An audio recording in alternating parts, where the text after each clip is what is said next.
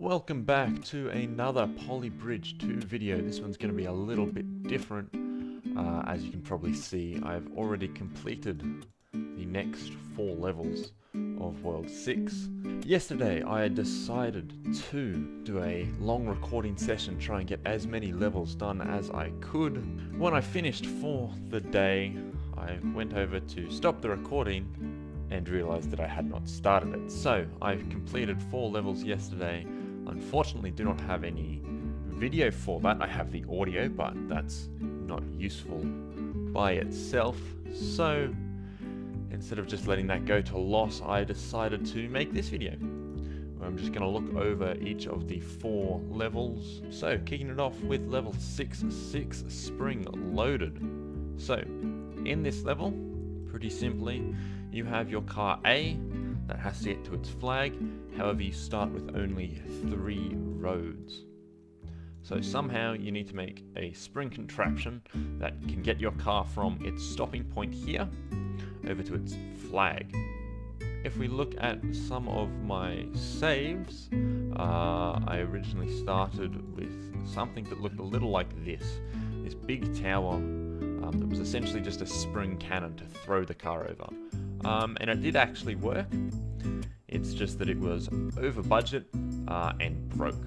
So you can see the car is flung across and it makes it to its flag. This one doesn't actually break, but it was $10,000 over budget and I actually couldn't get this design to work at all. So I decided to change it up to be this one, which is a similar design. It's still got your tower, except this one uses diamond springs, which are much more powerful and mean that your tower needs to be shorter, which makes it easier to reinforce. Doing that, I was able to get a working design that was under budget, and if we watch, throws the car over. So the car flicks off and gets catapulted into its flag, thus beating the level. On to the next one, level 7-6. In this level, you have one truck, which has just got to get to its flag. Seems simple enough, but the only static joints that you have planes flying through them. So any parts of your bridge that you have connected to those static joints are going to get sheared through when the planes come after your second hydraulic phase. So what you need to do is you need to have some sort of bridge design that will avoid these planes on top, and then will push down, allowing you to support your bridge entirely off of the static ground on either side of the gap.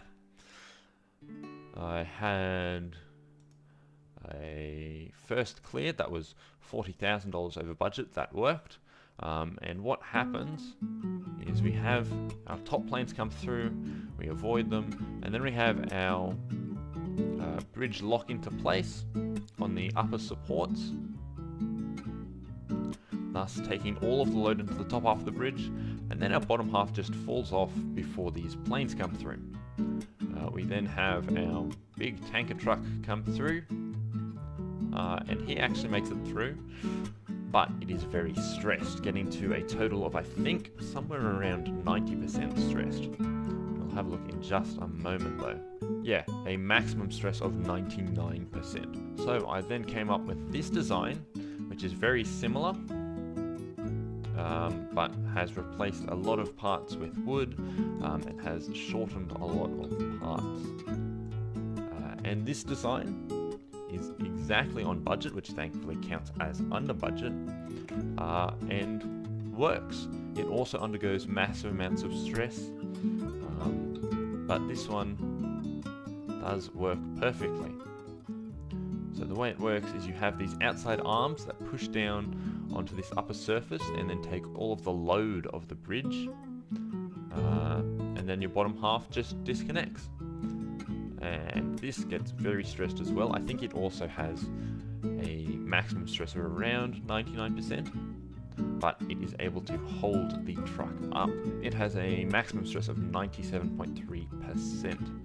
So this level was not particularly difficult. I was able to figure out this design fairly early on, but the budget shave for it was very frustrating because I was stuck for a long period of time with my very much over budget design, and I wasn't able to find any of the pieces that could be safely removed in order to lower the total money spent. So I spent a long time fixing this up, but thankfully I was able to get it. On to the next level. Level 6-8, how the turntables. So this level, the only static joints we have are connected to this inner circle, and if we have a look, we can see that that circle actually rotates around.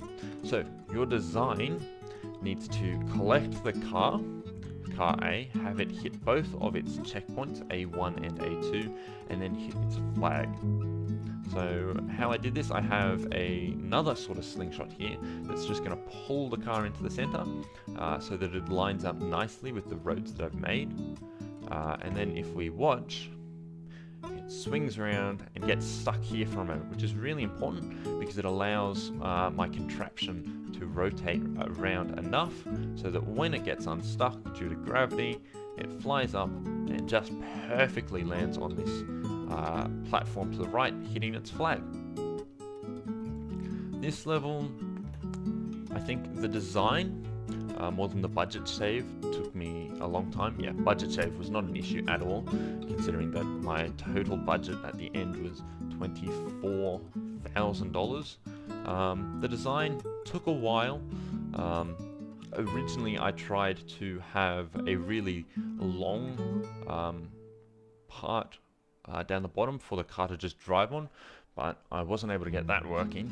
So instead I decided to shorten it and have this catapult, which yeah, works really well. So we will go on to the last level, level 6-9, squeeze through, and this is actually the bridge that I am most proud of. So in this level you have exactly 8 roads. That is enough to get your A car to its flag and no more.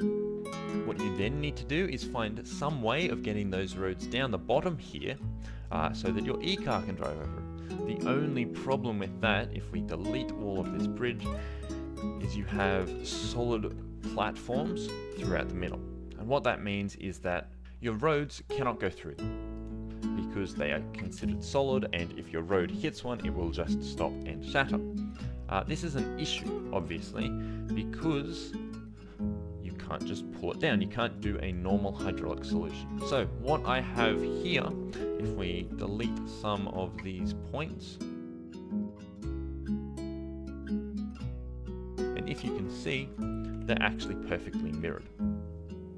So how this bridge works. We can play it like this, and we'll see what we have on the left and right side is just a single hydraulic that allows us to push our bridge through 180 degrees. I got this solution from an Aliensrock video in which he did a collaboration with Arglin, who's a really cool creator who does really technical Polybridge 2 videos. But what this contraption allows me to do is bring my outside 2 sections of road down the bottom.